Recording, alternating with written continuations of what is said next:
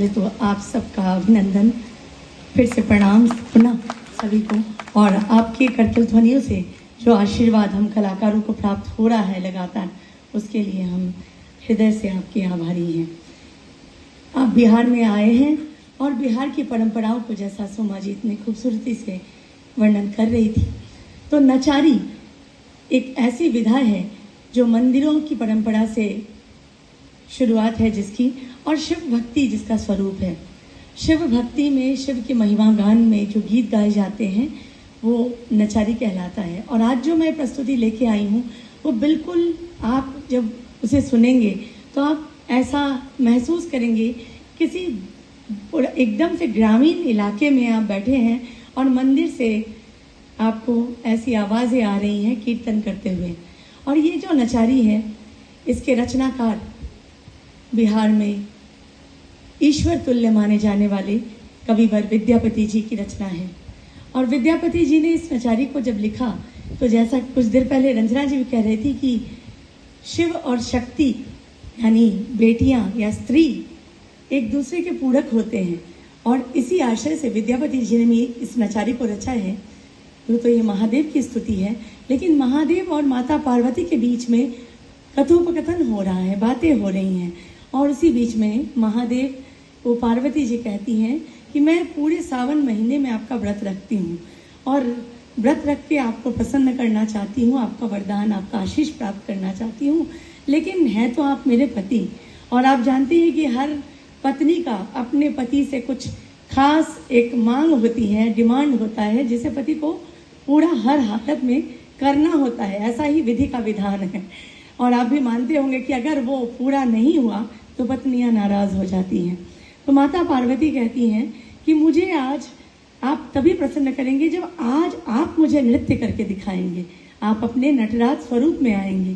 तो महादेव थोड़ा मजा करने के लिए, मस्ती करने के लिए माता पार्वती को कहते हैं कि नाचना ठीक है, लेकिन मेरे नाचने से बहुत समस्याएं होंगी और 4 बड़ी समस्याएं होंगी, उससे निपटना बड़ा मुश्किल है। तो बताइए क्या क्या समस्याएं हैं। तो कहते हैं कि जब मैं नाचूंगा तो मैं तो बाघंबर पहना रहता हूँ, बाघ का छाल पहना रहता हूँ, और कहीं नाचते नाचते वहां से उस बाघ का कोई छाल का कोई अंश जमीन पे आ गया तो बाघ का सचमुच का रूप धारण कर लेगा। और देखो मेरा जो प्रिय बसहा है, वो बैल है, सबसे पहले वो बाघ उसे ही खा जाएगा। तो ये बड़ी चिंता की बात हो रही है। उसके बाद मैं तो आभूषण नहीं पहनता हूँ, मैं अपने गले में सर्प माला पहनता हूँ, सांप लपेटे रखता हूँ। तो जब मैं नाचूंगा तो उस तीव्र गति से नाचते नाचते सांप कहीं ससर के नीचे भूमि पर आ जाएगा, और वो सांप, तुम्हारा जो बेटा है ना प्रिय कार्तिक, उसने मोर पाल रखे हैं, तो सबसे पहले तो वो मोर उस सांप को खा जाएगा। फिर बेचारे मेरे सांप का क्या होगा। फिर वो कहते हैं कि मैंने अपने जटाओं में गंगा को धारण किया है। अब जब नाचते नाचते मेरी जटाएं खुलेंगी तो गंगा की धार, तीव्र धारा थोड़ी थोड़ी करके बढ़ती रहेंगी, और चारों ओर से वो धाराएं अजस्र धाराओं में परिवर्तित हो जाएंगी। फिर इन धारों को कौन संभालेगा, यहाँ तो बाढ़ आ जाएगी। और अंत में वो कहते हैं कि देखो पार्वती, आप ऐसे ऐसे हट कर रही हो, मैं नाचूंगा, मैं तो ठहरा शमशानवासी और पूरा भभूत लगाता हूँ, ये हाड़ मांस हड्डियों का माला पहनता हूँ, आभूषण पहनता हूँ। जब तीव्र वेग से नाचना शुरू करूंगा तो एक एक करके मेरे बदन से मुंड, माला, हार आदि टूट टूट के बिखरेंगे चारों तरफ। और कुछ देर बाद जब तुम मेरा नृत्य देखते देखते ध्यान जाएगा, वो रंग भूमि, वो रंगमंच जहाँ मैं नाच रहा हूँगा, वो तो शमशान जैसा प्रतीत होगा। तब तुम मेरा नाच क्या देखोगी, तुम तो डर से भाग जाओगी। पार्वती माँ को समझ में आ जाता है कि ये सारे बहाने कर रहे हैं, और वो कहती है कि जो जगत का स्वामी है उसके लिए कोई सा भी मुश्किल नहीं है, अगर आप चाहते हैं तो आज मेरा मान रखिए। तो शंकर भगवान कहते हैं मैं तुम्हारा मान रखता हूँ। यही आशय है इस नचारी की। ये मिथिला की एक पौराणिक परंपरा है और मैथिली भाषा में कविवर विद्यापति द्वारा रचना की गई है इस नचारी की।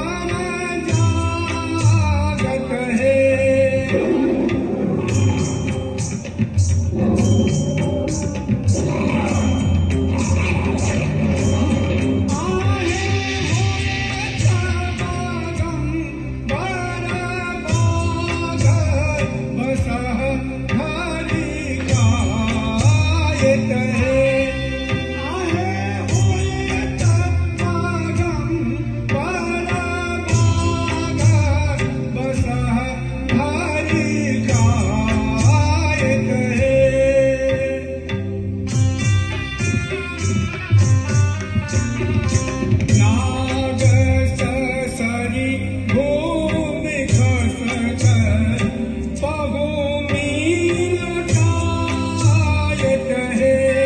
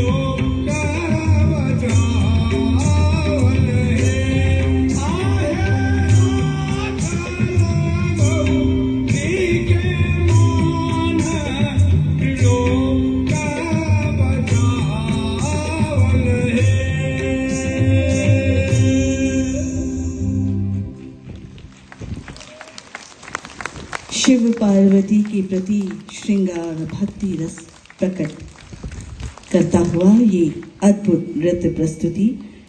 जी हाँ, हम कह सकते हैं कि नचारी केवल गीत ही नहीं बल्कि इसे